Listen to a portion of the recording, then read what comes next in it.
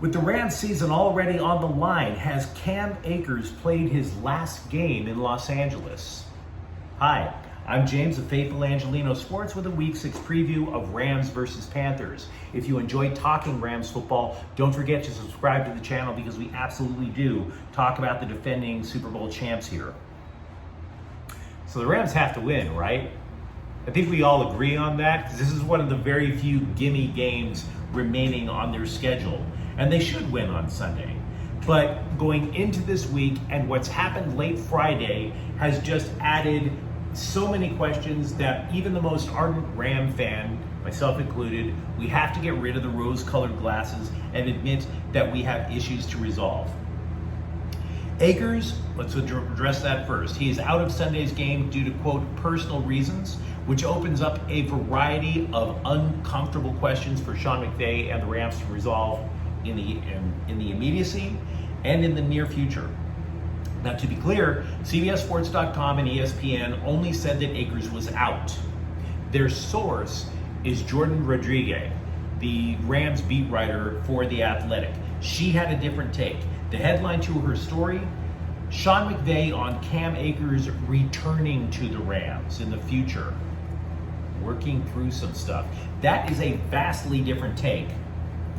Now, she interviews McVay. McVay says Akers is physically okay, that the situation isn't football related, not performance related, or even pertaining to the Rams running game. He said it was all internal.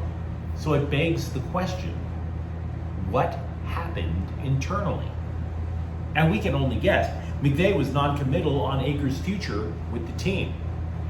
Is it possible that Akers and the coaching staff are now butting heads? Did that lead to this quote-unquote internal problem? We don't know. But what we do know, Akers had an Achilles tendon rupture last year before in training camp. He came back quick. He was not particularly effective. And this year, McVay has asked for more urgency out of his running back. What we also know, McVay's entire offensive scheme is predicated on play-action passing. And in order to get an effective play-action pass, the defense has to respect the opponent's running back. You go back to the days of Jared Goff.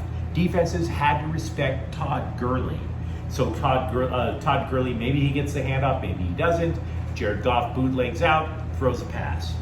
Matthew Stafford doesn't like to roll out, but if you respect Akers, just faking the handoff to him gives Stafford time to throw.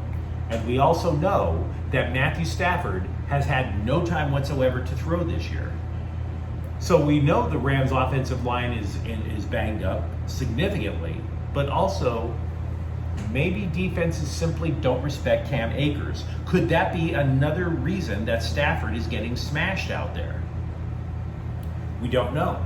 We don't know what's going on inside the Rams' offices, but it is a possibility.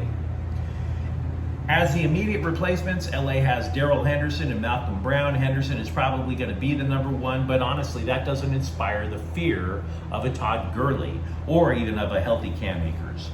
The Rams drafted Kyren Williams, but he hasn't played at all this year due to a foot injury. Here's the deal. It's really hard to recover from an Achilles rupture. Kobe Bryant wasn't exactly jumping out of the gym after his Achilles was repaired. It's a very difficult one. You really much have about a 50-50 chance of being as effective as you were before. And the Rams had no problem whatsoever getting rid of Todd Gurley because of his bulky knee. And even at his best, Cam Akers is not Todd Gurley. This is going to ramp up speculation that LA will, quote, F them picks all over again for possibly players such as Christian McCaffrey.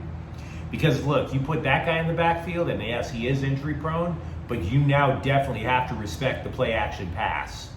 So if you've been thinking Christian McCaffrey, I give you permission to let that one marinate in your brain a little while longer. I would assume the Rams would look for the waiver wire before making a massive trade, though. They don't have as many assets as they did before, and they only have about $5 million in cap space. They want to fit a running back, presumably, along with Odell Beckham Jr. Now, regarding the game Sunday,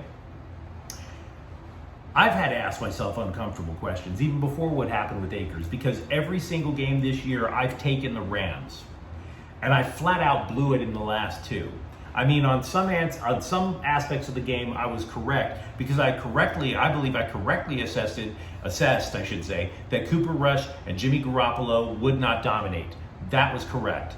But where I absolutely was incorrect was I was under the impression that Sean McVay would be able to scheme his way out of the flaws in the Rams' offensive line.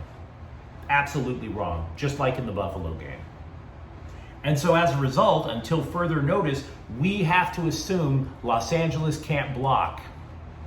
It's unfortunate, it's uncomfortable, but even if center Brian Allen returns this week, even if tight end Brian Edwards' return means that the Rams can put two tight ends in there to help out with the blocking scheme, even then, I can imagine the Carolina Panthers with a path to victory if they run Christian McCaffrey into the ground and control the clock.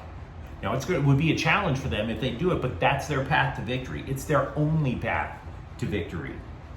Because right now, Carolina enters the game having fired their head coach earlier this week, and now their main quarterback, Baker Mayfield, he's out with an ankle injury. They are turning to a former XFL quarterback in PJ Walker. Now, the Rams defense has only allowed 3 touchdowns in the last 2 weeks. 3. And that was against decent teams, which the Panthers are not.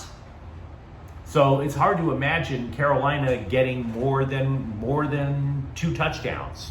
So can the Rams do more than 14 against Carolina? That's your question. Pro Football Focus states that LA has played the top 3 defenses so far this year, by the way. And I would call Carolina's defense kind of average. They have an end, Brian Burns. That guy is macho. He has 4 sacks. But they do concede. While they only concede 218 pass yards a game, they are absolutely terrible against the run. They are 27th in the league. They average allowing about 138 yards per game. But again, running means Cam Akers. Running means, in effect, a decent offensive line. A decent one. So can the Rams block on Sunday?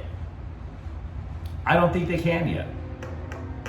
I mean, and you also have to figure that Panthers defensive coordinator Steve Wilks likes to blitz. But while I don't think that the Rams can block as effectively as they have in the past, I absolutely believe that their defense is going to stop McCaffrey, that they're going to stop Walker, and that they're going to overwhelm Carolina. And that is going to give the Rams just enough of a path to win this game comfortably. But long term for the Rams, they have some issues to resolve. And they have to resolve them starting Monday morning, frankly. Now, if you enjoyed this broadcast, like I said, I believe the Rams will win, but I think it'll be tougher than expected.